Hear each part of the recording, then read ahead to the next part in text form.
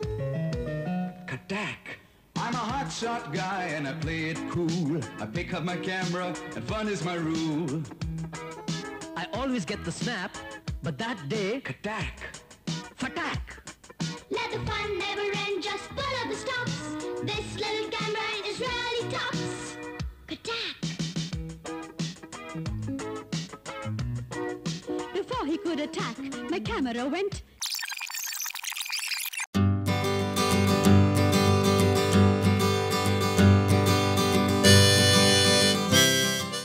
ಇವತ್ತು ಆ ಕುತೂಹಲ ಇಲ್ಲ. ಈಗ ರೋಲೇ ಇಲ್ಲ, ಯಾರು ಫೋಟೋನ ತೆಗಿಯಲ್ಲ ಅಂದರೆ ಲಾಭ ಇಟ್ಕೊಂಡು ಏನು ಮಾಡಬೇಕು? ಸ್ವಲ್ಪ ಜಾಸ್ತಿ ಆದರೆ ಓವರ್ ಡೆವಲಪ್ ಆಗೋದು, ಒಂದು ಸ್ವಲ್ಪ ಕಮ್ಮಿ ಆದರೆ ಅಂಡರ್ ಡೆವಲಪ್ ಆಗೋದು. ಲುಕ್ಸ್ ನ್ಯಾಚುರಲ್ ಆ್ಯಂಡ್ ಹೆಲ್ದಿ, ಕರೆಕ್ಟಾಗಿ.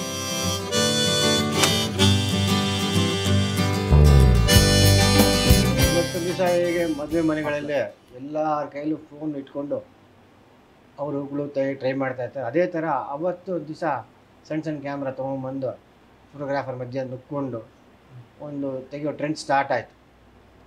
ಆದರೆ ಅದಕ್ಕಿದ್ದ ಒಂದು ಇತ್ತು, ಅದನ್ನ ತಂದು ಲ್ಯಾಬ್ಗೆ ಕೊಡಬೇಕು ಪ್ರೊಸೆಸಿಂಗ್ಗೆ.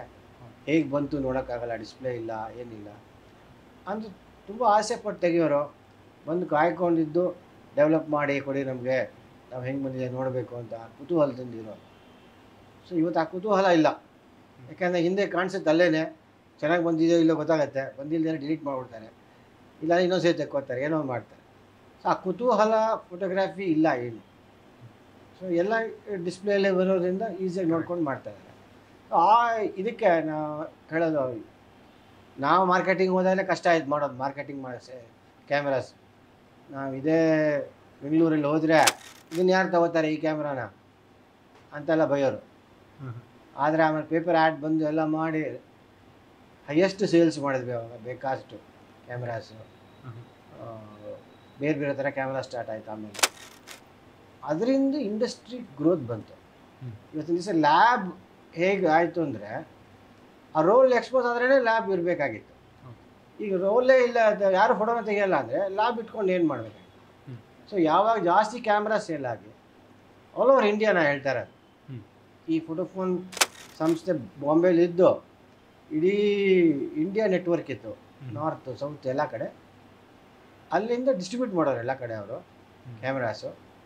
ಒಂದು ಜಾಪನೀಸ್ ಕಂಪ್ನಿಯಿಂದ ಟೈಅಪ್ ಮಾಡ್ಕೊಂಡಿದ್ರು, ಗೋವಾಲ್ ಮ್ಯಾನುಫ್ಯಾಕ್ಚರ್ ಮಾಡೋರು. ಕ್ಯಾಮ್ರಾಸ್ ಯಾವಾಗ ಅಷ್ಟೊಂದು ಸೇಲ್ ಆಗಿ ಅಷ್ಟು ಜನ ಫೋಟೋ ತೆಗಿಯೋಕ್ಕೆ ಶುರು ಮಾಡಿದ್ರು, ಆವಾಗ ಫೋಟೋಗ್ರಾಫಿ ಇಂಡಸ್ಟ್ರಿಗೆ ಒಂದು ಬೂಮ್ ಬಂತು. ಲ್ಯಾಬ್ಗಳು ಜಾಸ್ತಿ ಆಯಿತು. ಲ್ಯಾಬು ಜಾಪನೀಸಿಂದ ಇಂಪೋರ್ಟ್ ಮಾಡ್ತಾಯಿದ್ರು ಮಿಷನರೀಸ್. ಆವಾಗ ಡೇ ಲೈಟ್ ಸಿಸ್ಟಮ್ಸ್ ಬಂತು. ಮುಂಚೆ ಡಾರ್ಕ್ ರೂಮಲ್ಲಿ ಹೋಗಿ ಬಾಗಿಲು ಹಾಕ್ಕೊಂಡು ಪ್ರೊಸೆಸ್ ಮಾಡಬೇಕಾಯ್ತು, ಸೇಫ್ ಲೈಟ್ ಅಥವಾ ರೆಡ್ ಲೈಟಲ್ಲಿ ಮಾಡ್ತಾಯಿದ್ರು. ಆಮೇಲಿಂದ ಪೂರ್ತಿ ಡೇ ಲೈಟ್ ಪ್ರೊಸೆಸಿಂಗ್ ಆಗೋಯ್ತು. ಆ ಸಿಸ್ಟಮ್ ಕ್ವಿಕ್ ಸರ್ವಿಸ್ ಸಿಸ್ಟಮ್ಸ್ ಅಂತ, QSS ಅಂತ. ಫುಲ್ ಡೇ ಲೈಟ್ ಮಿಷನರೀಸಲ್ಲೇ, ಈವನ್ ಫಿಲಿಮ್ ರೋಲ್ ಡೇ ಲೈಟಲ್ಲಿ ಪ್ರೊಸೆಸ್ ಆಗೋದು. ಸೊ ಅದಕ್ಕೆ ಅಂತ ಒಂದು ಎಕ್ವಿಪ್ಮೆಂಟ್ಸ್ ಮ್ಯಾನುಫ್ಯಾಕ್ಚರ್ ಮಾಡೋರು. ಫಿಲಿಮ್ ರೋಲ್ನ ಬಿಟ್ಟರೆ ಅದು ಒಂದು ಲೀಡರ್ ಅಂತ ಹಾಕ್ತಾರೆ, ಪ್ಲಾಸ್ಟಿಕ್ ಪೀಸ್, ಅದು ಎಲ್ಲ ಕೆಮಿಕಲ್ಸಲ್ಲಿ ಎಂಟ್ರಾಗಿ ಎಲ್ಲ ಮಾಡಿ ಡೆವಲಪ್ ಆಗಿ ಆಚೆ ಬರೋದು. ಸೊ ಆ ಟೈಮಿಂಗ್ಸು ಅದೆಲ್ಲ ಸ್ಟಡಿ ಮಾಡಿರೋರು, ಡೆವಲಪ್ ಮಾಡಿದ್ರು. ಸೊ ನಾವು ಏನು ಕಷ್ಟಪಟ್ಟು ಒಂದೊಂದನ್ನು ಕೆಮಿಕಲ್ ಅದ್ದಿ ಟೈಮಿಂಗ್ ಇಟ್ಕೊಂಡು ಆ ಟೈಮಿಂಗ್ ನೋಡಿಕೊಂಡು ಒಂದು ಸ್ವಲ್ಪ ಜಾಸ್ತಿ ಆದರೆ ಓವರ್ ಡೆವಲಪ್ ಆಗುತ್ತೆ, ಒಂದು ಸ್ವಲ್ಪ ಕಮ್ಮಿ ಆದರೆ ಅಂಡರ್ ಡೆವಲಪ್ ಆಗುತ್ತೆ. ಅಷ್ಟು ಕಷ್ಟ ಆಯ್ತವ. ಈ ಸಿಸ್ಟಮ್ ಬಂದಮೇಲೆ ನಮಗೆ ಭಾಳ ಸುಲಭ ಆಗೋಯ್ತು. ಏನು ಒಂದು ಪ್ರಿಸಿಷನ್, ಎಕ್ಸಾಕ್ಟ್. ಆ್ಯಂಡ್ ನಿಮಗೆ 10,000 ಕಾಪೀಸ್ ಬೇಕಾ, ಸೇಮ್ ಕೊಡ್ಬೋದು. ನಾವು ಮ್ಯಾನ್ಯಲ್ ಮಾಡ್ತಿದ್ರೆ ಆಗ್ತಿರಲಿಲ್ಲ, ಒಂದೊಂದೊಂದೊಂದು ಥರ ಬರೋದು. ಯಾಕೆಂದರೆ ಒಂಚೂರು ಜಾಸ್ತಿ ಇದೆ ಡೀಪ್ ಆಗುತ್ತೆ, ಡಾರ್ಕ್ ಆಗುತ್ತೆ, ಒಂಚೂರು ಬೇಗ ಎತ್ಬಿಟ್ರೆ ಲೈಟ್ ಆಗೋದು. ಇಲ್ಲಿ ಏನಾಗೋದು, same colour, same tone, same depth, ಎಷ್ಟು ಕಾಪೀಸ್ ಬೇಕೋ ಕೊಡೋ ಚಾನ್ಸಸ್. ಸೊ ಟೆಕ್ನಾಲಜಿ ಇಂಪ್ರೂವ್ ಆಗ್ತಿದ್ದಂಗೂ ಆಯಿತು. ಸಿ ಫೋಟೋಗ್ರಾಫಿಕ್ ಫೀಲ್ಡ್ ಹೆಂಗೆ ಅಂದರೆ 30 years ಇರುತ್ತೆ ಅಷ್ಟೇ. ಒಂದು ಲೈಫ್ ಟೈಮ್ ನಾವು ಏನು ಹೇಳ್ತೀವಿ, trend not the trend, the technology. To start with film plates ಅಂತ ಬಂತು. ಪ್ಲೇಟ್ಸ್ ಡೆವಲಪ್ ಮಾಡಿ ಆ ಪ್ಲೇಟ್ನ ಎಕ್ಸ್ಪೋಸ್ ಮಾಡಬೇಕಂದ್ರೆ 8 hours ಬೇಕಾಗಿತ್ತು. ಸೊ ಒಬ್ಬ ಒಂದು ಬೆಟ್ಟದ ಫೋಟೋ ತೆಗಿಬೇಕು ಅಂದರೆ ಟ್ರೈಪಾಡ್ ತೊಗೊಂಡೋಗಿ ಅಲ್ಲಿ ಇಟ್ಬಿಟ್ಟು ಅಥವಾ ಕೋಲು ಗೀಲು ಆವಾಗ ಕಾಲಕ್ಕೆ ಏನಿತ್ತು ಅದು ಇಟ್ಬಿಟ್ಟು ಅದ್ರ ಕ್ಯಾಮ್ರಾ ಇಟ್ಬಿಟ್ಟು ಈ ಪ್ಲೇಟ್ ಹಾಕ್ಬಿಟ್ಟು ಬೆಳಗ್ಗೆ ಇಟ್ಬಿಟ್ಟು ಬಂದರೆ ಸಾಯಂಕಾಲ ತಗೊಂಡ್ಬರ್ಬೇಕು ಅವಾಗ ಸ್ವಲ್ಪ ಇಮೇಜ್ ರೆಕಾರ್ಡ್ ಆಗುತ್ತೆ.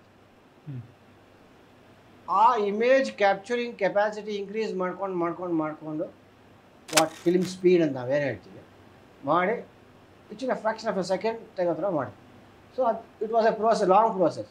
8 hours in 4 hours ಆಯಿತು, 2 hours ಆಯಿತು, 1 hour ಆಯಿತು, ಹಂಗೆ ದೆನ್ ಕ್ಲಿಕ್ ಮಾಡಿದ್ರೆ ಕ್ಯಾಪ್ಚರ್ ಆಗೋ ಥರ ಮಾಡಿದ್ರು ಆಮೇಲೆ.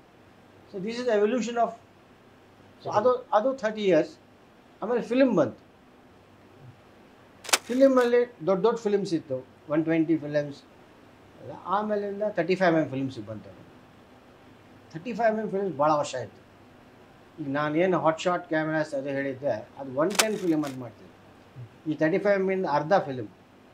ಸೊ ಅರ್ಧ ರೇಟ್ ಆಗುತ್ತೆ ಫಿಲಿಮ್ದು, ಕಾಸ್ಟ್ ಕಮ್ಮಿ ಆಗುತ್ತೆ, quality was not excellent, okay, ಯಾಕಂದರೆ ಅಷ್ಟೇ ಅದರದ್ದು ಕೆಪಾಸಿಟಿ.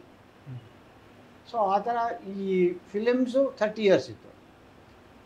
ಫಿಲಿಮ್ಸ್ ಆದಮೇಲೆ ಡಿಜಿಟಲ್ ಬಂತು, ಈಗ ಅದು ನಡೀತಾ ಇದೆ. ಇದಾದಮೇಲೆ ಇನ್ನೇನು ಬರುತ್ತೆ ಗೊತ್ತಿಲ್ಲ. ಸೊ ಸ್ಟೋರೇಜ್ ಹೆಂಗೆ ಆಗೋಗಿದೆ ಈಗ, ಅದು ಫ್ಯಾಂಟಾಸ್ಟಿಕ್ ಕೆಪಾಸಿಟಿ ಎಲ್ಲ ಇದೆ. ಎಷ್ಟು ಬೇಕೋ ಸ್ಟೋರ್ ಮಾಡ್ಬೋದಿಲ್ಲ. ಅವಾಗೆಲ್ಲ ಕಷ್ಟ, 36 ಫೋಟೋನೇ ಬರೋದು. ಒಂದೊಂದು ಫೋಟೋನು ಯೋಚನೆ ಮಾಡಿ ತೆಗಿಬೇಕಾಗಿತ್ತು, ವೇಸ್ಟ್ ಆಗುತ್ತೆ, ಇದಾಗುತ್ತೆ. ಈಗ ಅದೇನಿಲ್ಲ, ಈಗ ಸುಮ್ಮನೆ ಗೊತ್ತಿಲ್ಲದಿರೋರು ಪಟ ತೆಗಿತಾ ಇರ್ತಾನೆ. ಏನೋ ಒಂದು 25 ತೆಗೆದ್ರೆ ಒಂದು 10 ಚೆನ್ನಾಗಿರುತ್ತೆ, ಅದನ್ನು ಯೂಸ್ ಮಾಡ್ಕೋತಾನೆ. ಆ ಥರ ಆಗೋಗಿದೆ. ಒಂದು ಮದುವೆ ಅದು 3,000 ತೆಗಿತಾನೆ. ಆ 3,000 ಕೂತ್ಕೊಂಡು ನೋಡಿ ಅವ್ನು ಯಾವ್ದು ಬೇಕು ಸೆಲೆಕ್ಟ್ ಮಾಡಿದ್ರೆ ಅವ್ನ ತಲೆ ಕೆಟ್ಟೋಗಿರುತ್ತೆ. ಆ ಥರ ನಾವು ತೆಗಿತಾ ಇದ್ದಾಗೆಲ್ಲ ಮ್ಯಾಕ್ಸಿಮಮ್ 300-400 ಅಷ್ಟೇ. ರೋಲ್ಗಳು ಬೇರೆ ಹಾಕ್ಬೇಕು. ರೋಲ್ 10 ರೋಲ್ ನಮ್ಮ ಲೆಕ್ಕ. 10 ರೋಲ್ ಅಂದರೆ 360 ಫೋಟೋ. ಇನ್ನು ಸ್ವಲ್ಪ ಇವರು ಅಂದರೆ ಒಂದು 12-14 ರೋಲ್ ಅಷ್ಟೇ. ಅದ್ರ ಮೇಲೆ ಏನು ಇರ್ತಾ ಇರಲಿಲ್ಲ. ಸೊ ಅಷ್ಟು ಕಮ್ಮಿ ಫೋಟೋ ತೆಗೆಯೋದ್ರಿಂದ ನಿಮಗೆ ಕಾನ್ಸಂಟ್ರೇಷನ್ ಇರೋದು ಅವ್ನ ಫ್ರೇಮಿಂಗು, ಕಂಪೋಸಿಂಗು. ಈಗ ಒಂದು ಥಾಟ್ ಪ್ರೊಸೆಸ್ ಹೋಗೋದು ಒಂದು ಇಂಪಾರ್ಟೆಂಟ್ ಹೇಳಬೇಕು ನಾನು, ಅದೊಂದು ಕ್ಯಾಂಡಿಡ್ ಅಂತ. ಈಗ ವಾಟ್ ಆ್ಯಕ್ಚುಲಿ ಕ್ಯಾಂಡಿಡ್ ಈಸ್ ಅಂತ. See photography is you capture the live, you capture the expression of a person. ಇವೆಂಟಲ್ಲಾಗಲಿ ಎಲ್ಲರಾಗಲಿ ಫಂಕ್ಷನ್ ಆಗಿ ಏನಾರು. ಸೊ ಆ ಕ್ಯಾಪ್ಚರ್ ಮಾಡೋದೇ ಮೇನ್. That is candid. ನ್ಯಾಚುರಲ್ಲಾಗಿ ತೆಗೀರಿ. ಆ ಮನುಷ್ಯ ಅಥವಾ ಯಾರ ಪರ್ಸ್ನಾಲಿಟಿ ಹೆಂಗಿರುತ್ತೆ, ಅವನದೇನು ಎಕ್ಸ್ಪ್ರೆಷನ್ ಇರುತ್ತೆ ಅದೇ ಥರನೇ ತೆಗೆಯೋದು ಕ್ಯಾಂಡಿಡ್. ಸೊ ಇದು ಮುಂಚೆ ಪ್ರಾಕ್ಟೀಸ್ ಮಾಡ್ಕೊಂಡು ಬಂದಿದ್ವಿ. ಇವಾಗ ಅದಕ್ಕೆ ಒಂದು ಬಣ್ಣ ಕಟ್ಟಿ, ಅದಕ್ಕೆ ಒಂದು ಸ್ಪೆಷಲ್ ಕ್ಯಾಮ್ರಾ ಅಂತ ಹೇಳಿ, ಅದಕ್ಕೆ ಒಂದು ಸ್ಪೆಷಲ್ ಫೋಟೋಗ್ರಾಫರ್ ಅಂತೇಳಿ, ಇದಕ್ಕೆ ಒಂದು 10 ರೇಟ್ ಅದಕ್ಕೆ ಹೇಳಿ ಒಂದು ಇದಕ್ಕೆ ಮಾಡ್ತಾ ಇದ್ದಾರೆ ಅದನ್ನ. ಆದರೆ ಕ್ಯಾಂಡಿಡಾಗೆ ತೆಗಿಬೇಕೆಲ್ಲ, ಈಗ ಅದೇ ಚೆನ್ನಾಗಿ ಕಾಣಿಸೋದು. ಹೌದು. ಈ ಪೋಸ್ ಮಾಡು ಅಂತ ಹೇಳೋದು ತೆಗೆಯೋದು it's not correct actually. But ಈಗ ಪ್ರಾಕ್ಟೀಸ್ ಆಗೋಗ್ಬಿಟ್ಟು ಇವರು ಇಲ್ಲಿ ನೋಡಿ ಅನ್ನೋದು, ಅಲ್ಲಿ ನೋಡಿ ಅನ್ನೋದು, ಹಾಗಾಗಿ ತೆಗಿಯೋಕ್ಕೆ ಶುರು ಮಾಡಿದ್ದಾರೆ. But candid is a real photography. Correct. To capture the essence of the person. Looks natural as well. Looks natural and healthy. ಕರೆಕ್ಟಾಗಿ ನ್ಯಾಚುರಲ್ ಆಗಿ ಬರುತ್ತೆ. ಆಮೇಲೆ ಕ್ಯಾಂಡಿಡ್ ಫೋಟೋಗ್ರಫಿ ಆ್ಯಕ್ಚುಲಿ ನೋಡೋನ್ಗೂ ಆ ಎಕ್ಸ್ಪ್ರೆಷನ್ ಬರುತ್ತೆ. ಲೈಕ್ ನೀವು ಯಾರೋ ಒಬ್ಬ ಕೋಪ ಮಾಡ್ಕೊಂಡಿದ್ದಾನೆ ಅಂದರೆ ಅದ್ರದ್ದು ಆ ಮೊಮೆಂಟಲ್ಲಿ ಏನು ನಡೀತಿತ್ತು ರೀಕಲೆಕ್ಟ್ ದಟ್. ಅದನ್ನೇ ನೀವು ಹೇಳ್ತಿದ್ದೀರಿ. ನಾವು ಮದುವೆ ಮನೆ ಕಳಿಸಿದ್ರೆ 10 ರೋಲ್ ಕೊಟ್ಬಿಟ್ಟು ಸುಮ್ಮನೆ ಕೂತಿದ್ದಾಗ ಬೈತಾ ಇದ್ದೆ, ಸುಮ್ಮನೆ ಕೂತಿದ್ರೆ ಲೆನ್ಸ್ ಚೇಂಜ್ ಮಾಡ್ಕೊ, ಝೂಮ್ ಲೆನ್ಸ್ ಹಾಕ್ಕೊಂಡು ಕ್ಲೋಸಪ್ಗಳು ತೆಗಿ, ಕ್ಯಾಂಡಿಡಾಗಿ ತಗೊಂಬ. ಅದೇ ಕ್ಯಾಂಡಿಡ್ ಫೋಟೋಗ್ರಫಿ. ನಿಮ್ಗೆ ಅರ್ಥ ಆಯ್ತಾ? ಒಬ್ಬನೇ ಎರಡೂ ಮಾಡೋನು. ಲೆನ್ಸ್ ಚೇಂಜ್ ಮಾಡಿಕೊಂಡು ಸ್ವಲ್ಪ ಝೂಮ್ ಮಾಡಿಕೊಂಡು ಕ್ಲೋಸಪ್ಸ್ ತೆಕ್ಕೋ ನ್ಯಾಚುರಲ್ ಆಗಿ, ಮಧ್ಯೆ ಯೂಸ್ ಮಾಡ್ಕೊಳಕ್ಕಾಗತ್ತೆ ಅಂತ ಹೇಳ್ತಾ ಇದ್ವಿ. ಈಗ ಅದಕ್ಕೆ ಒಬ್ಬರು ನಿಲ್ಲಿಸಿ ಅದಕ್ಕೊಂದು ಕ್ಯಾಮ್ರಾ ಕೊಟ್ಟು ಮಾಡ್ತಾ ಇದ್ದೀವಿ ಅಷ್ಟೇ ಕ್ಯಾಂಡಿಡ್ ಫೋಟೋಗ್ರಫಿ ಅಂದರೆ. ಇದು ಇನ್ನೇನು ಇರಲಿಲ್ಲ ಅದರಲ್ಲಿ. ಸೊ ಈಗ ಏನಾಗುತ್ತೆ, ಈಗ ಫೋಟೋಗ್ರಾಫರ್ಗೂ ಚಾರ್ಜ್ ಮಾಡೋಕ್ಕೆ ಏನೋ ಒಂದು ದಾರಿ ಬೇಕು. ಹೆಂಗೆ ಮಾಡೋದು, ಏನು ಜಾಸ್ತಿ ಮಾಡಬೇಕು.